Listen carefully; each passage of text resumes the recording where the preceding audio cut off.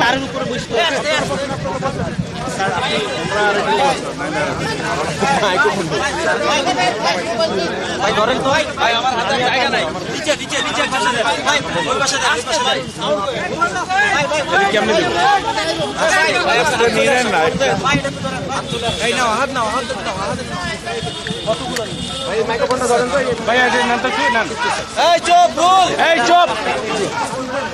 ভাইয়া নাও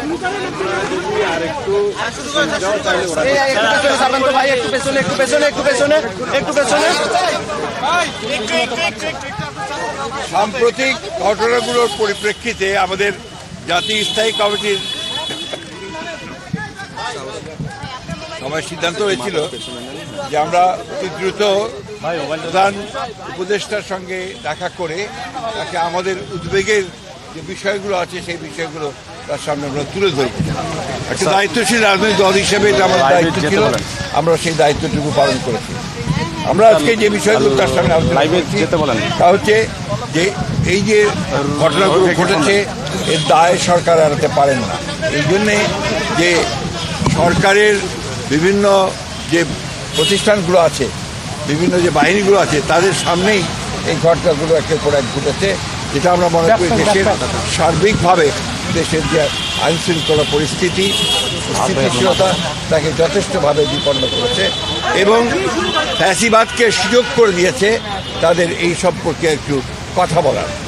দ্বিতীয়ত হচ্ছে যে আমরা এই সরকারের সঙ্গে যেটা বারবার বলে এসেছি, এটা অন্তর্বর্তীকালীন সরকার, সুতরাং দ্রুত নির্বাচনের জন্য আমরা তাদেরকে আবারও তাগাদা দিয়েছি এবং ন্যূনতম যে সংস্কার, সেই সংস্কারগুলো সম্পন্ন করে যে কাজ তারা করেছেন, ইতিমধ্যে কমিশন, রিফর্ম কমিশন করেছেন একটা, তাদের সঙ্গে আলোচনার ভিত্তিতে আপনার একমত হওয়ার প্রেক্ষিতে, আপনার কনসেনসাস হওয়ার প্রেক্ষিতে আপনার দ্রুত নির্বাচন দেওয়ার বিষয়টা আমরা তাদের সঙ্গে কথা বলেছি।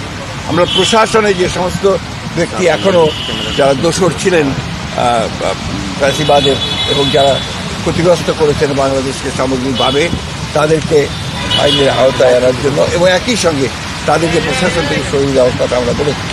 আমরা যারা অর্থনৈতিক ক্ষতি করেছে, লুট করেছে, যারা লুণ্ঠন করেছে, তাদেরকে আমরা আবারও ফিরিয়ে আনার জন্য, টাকা ফিরিয়ে আনার জন্য একই সঙ্গে তাদেরকে আইনের আওতায় নিয়ে আসার জন্য আমরা সেটা আলোচনা করেছি। আমরা একই সঙ্গে যে কথাগুলো বলেছি তা হচ্ছে যে বিগত 15 বছর 16 বছরে যে মিথ্যা মামলা দিয়ে রাজনৈতিক নেতা কর্মীদেরকে যে হয়রানি করা হয়েছে, সেই মামলাগুলো প্রত্যাহার করার ব্যাপারে আমরা নীতিগত সিদ্ধান্তের কথা বলেছি। তারা একমত হয়েছেন, তারাও আপনাদের সামনে কথা বলবেন, এই বিষয়গুলো তারা একমত হয়েছেন।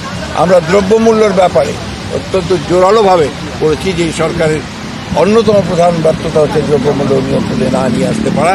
সেটা তারা বলেছেন যে তারা যেগুলো কাজ করছেন, এই কাজগুলো তারা দ্রুত সরকার চেষ্টা করবে। সব শেষে আমরা আপনার আইন শৃঙ্খলা পরিস্থিতির কথা বলেছি এবং একই সঙ্গে আমরা সবশেষে যে কথাটা বলা আবারও বলেছি যে আপনার এই একটা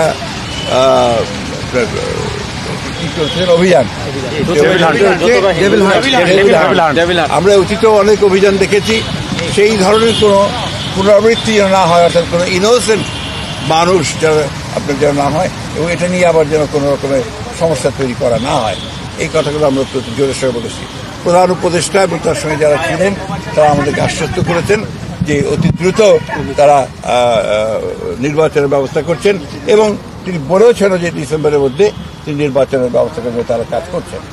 আমরা আশা করব যে জনগণের আশা যেটা আছে, প্রত্যাশা আছে, অতি দ্রুত এবং একটা রোড ম্যাপ ঘোষণা করবেন তিনি, সেটার মধ্যে দিয়ে আমরা ডিসেম্বরের মধ্যেই নির্বাচন সম্পন্ন হবে বলে আমরা প্রত্যাশা করছি, জনগণও প্রত্যাশা করছে। এবং সেই সঙ্গেই আমরা যেটা বিশ্বাস করি যে গণতান্ত্রিক সরকারের যে আপনার ট্রানজিশন হবে গণতান্ত্রিক ব্যবস্থায়, সেটা অনেক সহজ হয়ে যাবে যদি আপনার একটা নির্বাচন অনুষ্ঠিত হয়। মাননীয় Thank you. স্যার একটা প্রশ্ন আমি আপনাদেরকে এটা দিয়ে যাব। স্যার একটা ছোট্ট একটা প্রশ্ন, সেটা হচ্ছে যে উপদেষ্টা আজকে একজন উপদেষ্টা বলেছেন যে জাতীয় নির্বাচনের আগে স্থানীয় নির্বাচনের বিষয়ে নীতিগত সিদ্ধান্ত তারা নিয়েছেন, আলাপ আলোচনা করে পরবর্তী চূড়ান্ত করবেন। এই বিষয়ে কোনো আলোচনা হয়েছে? আমরা স্থানীয় সরকারের ব্যাপারে কোনো মতেই একমত হব না। আমরা খুব পরিষ্কার করে আগেও বলেছি, এখনো বলছি যে জাতীয় সরকারের আগে কোনো নির্বাচন হবে না। স্যার, প্রধান উপদেষ্টা কবে নাগাদ রোড ম্যাপের ঘোষণা দিবেন কিছু এটা ওনারা ঠিক করবেন, তবে ওনারা সম্ভব 15 তারিখের মধ্যেই ওনারা কিছু একটা বলতে যাবেন। ধন্যবাদ। জুলাই ঘোষণা এটা দিলে আর